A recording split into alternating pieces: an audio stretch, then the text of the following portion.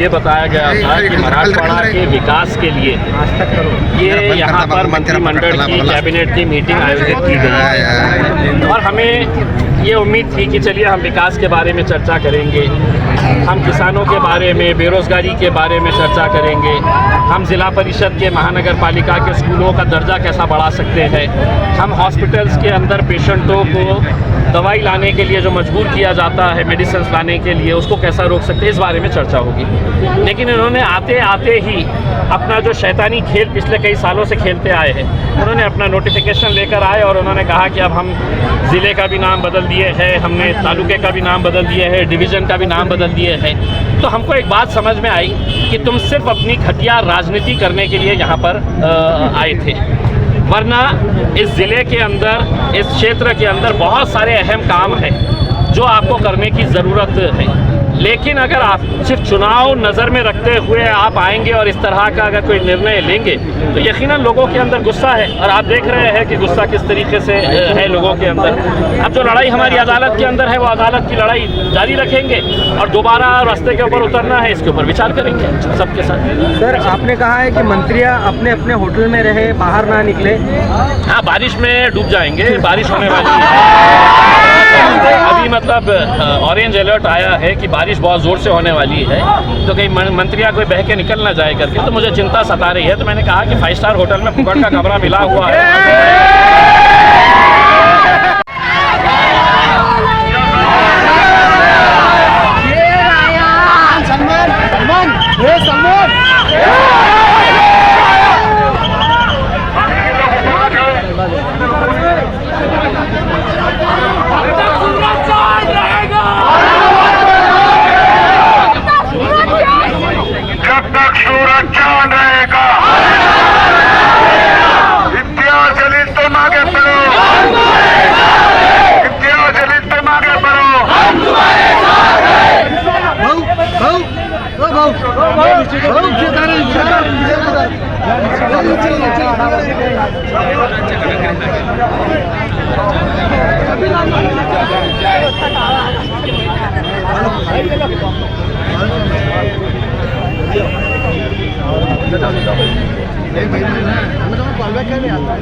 अरे नीचे उतर रहे क्या?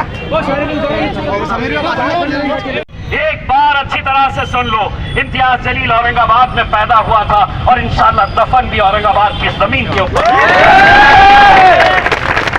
हम जिसे जो नाम देना चाहे दे दो, हम किसी के खिलाफ नहीं है। हम ना तो छत्रपति शिवाजी महाराज के खिलाफ है, न छत्रपति संभाजी महाराज के खिलाफ। लेकिन ये किसने इख्तियार दिया कि बाल ठाकरे एक दिन औरंगाबाद में आएगा और ये ऐलान करेगा कि मुझे ये शहर का नाम चाहिए, और तुम पिछले 30 सालों से उसी मुद्दे को लेकर अपनी राजनीतिक रोटियां सेक रहे हैं, यही मुद्दे को भुना रहे हैं। मैं आप लोगों से अदबन ये गुजारिश करना चाहूंगा, मुझे मालूम है कि जितना गुस्सा मुझे है उतना ही गुस्सा आज आप लोगों के बीच में है। आप लोगों के चेहरे को मैं पढ़ सकता हूं कि आप लोगों के अंदर कितना गुस्सा है इस बात को लेकर। लेकिन अगर वो ये समझ रहे हैं कि सिर्फ इतने हैं, अगर वो समझ रहे हैं इतने ही हैं, तो एक बार समझ लो, अल्हम्दुलिल्लाह दूसरी ऐलान करके निकलेंगे सड़कों के ऊपर तो तुम कह नहीं पाएंगे कि कितने हैं करके। सर कहाँ है और पैर कहाँ है? पैसे से खरीद के नहीं लाते हैं, ये पैसे से हमारे पास आते हैं।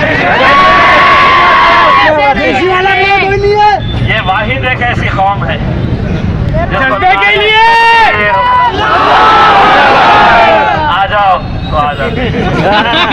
इसीलिए इन्होंने हमको पहचाना नहीं। जिस दिन पहचानेंगे उसी नंगे भी नहीं यहाँ पे समझ में आ जाएगा कि हमें क्या करने का है। मैं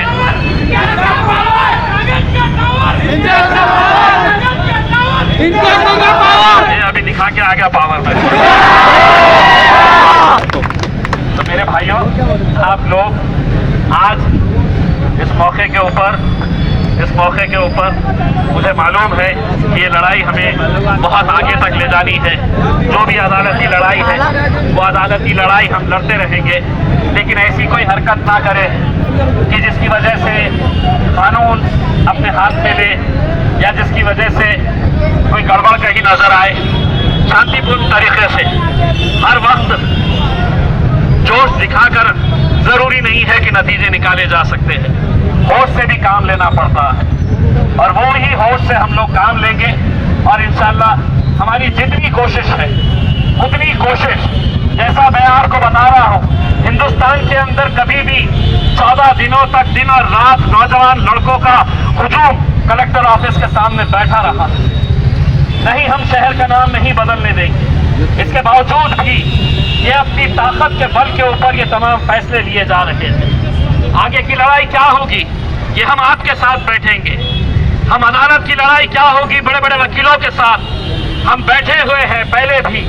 आगे इसके लिए क्या कर सकते हैं इसके लिए हम देखते रहेंगे। और वो तमाम राजनीतिक पार्टियां जिन्होंने इस मुद्दे को लेकर अपने अपने सियासी पार्टियों से सवाल करना बहुत जरूरी है। मैं ये नहीं कहता हूं कि हर कोई हमारे साथ है, लेकिन जब हमने आदर्श का मोर्चा निकालने का फैसला किया तो एक कांग्रेस के लीडर ने मुझसे कहा कि इम्तियाज भाई रिजर्वेशन के लिए भी एक निकालेंगे ना। अच्छा अमित मिले सत्ता में जब रहते हैं तो काय के मुसलमान काय का रिजर्वेशन, कोई बात करने के लिए सत्ता में रहते हैं तो कोई पूछने वाला नहीं। विरोध में आ गए तो बोले इम्तियाज भाई चलिए ना एक निवेदन दे के आते हैं करके। मैं बोला जा निवेदन तुम्हारे हद तक रखो, 4 लोग जाओ, फोटो लो, YouTube वालों को बुलाओ, एक स्टेटमेंट दो और अपना आंदोलन खत्म। हम सड़क की लड़ाई लड़ने वालों में से हैं। हम जिसको जो भाषा समझ में आती है उस भाषा के अंदर बात करने वालों में से। इसीलिए मेरे भाइयों, आज भले ही बहुत सारे लोगों को शायद इस बात का इल्म हुआ हो या नहीं हुआ हो, आज जो फैसला लिया गया है इसके ताल्लुक से हम आगे बात करेंगे। बस आप लोगों से यही इल्तिजा है, यही दुआ है कि आप लोग जिस जोश के साथ, जिस होश के साथ हमारा साथ देते आए हैं, अगर आप नहीं तो हम कमजोर हो जाएंगे। अगर है पूरी ताकत के साथ तो फिर कितने भी आ जाने दो उसके अंदर, कितने भी आ जाने दो फिर तो सबको संभाल के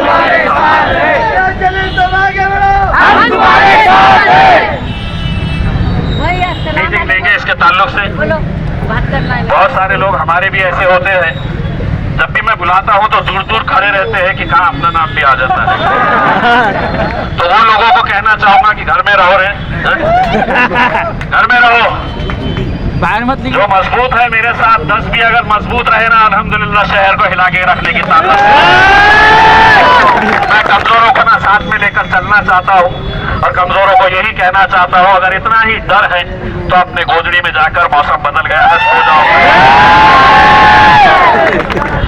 बस इंशाल्लाह आगे इतनी फौज लेकर आ गए।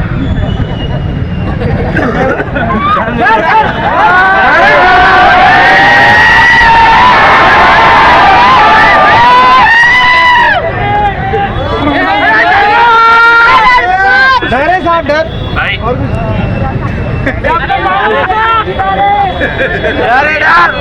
ये पावर है, पावर सागंज का टावर के पास आए टावर कैसा दिखता है। इंशाल्लाह मैं आप लोगों से अपील करता हूँ कि अभी फिलहाल अपने अपने घरों की तरफ जाइए। किसी भी तरह का कोई माहौल खराब नहीं होना चाहिए, ये आप लोगों से अज़मत गुजारिश करना चाहता हूँ। इंशाल्लाह इसके ताल्लुक से जितने भी शहर के जिम्मेदारान हैं, मैं सबको अपील करूंगा, चाहे वो कोई भी राजनीतिक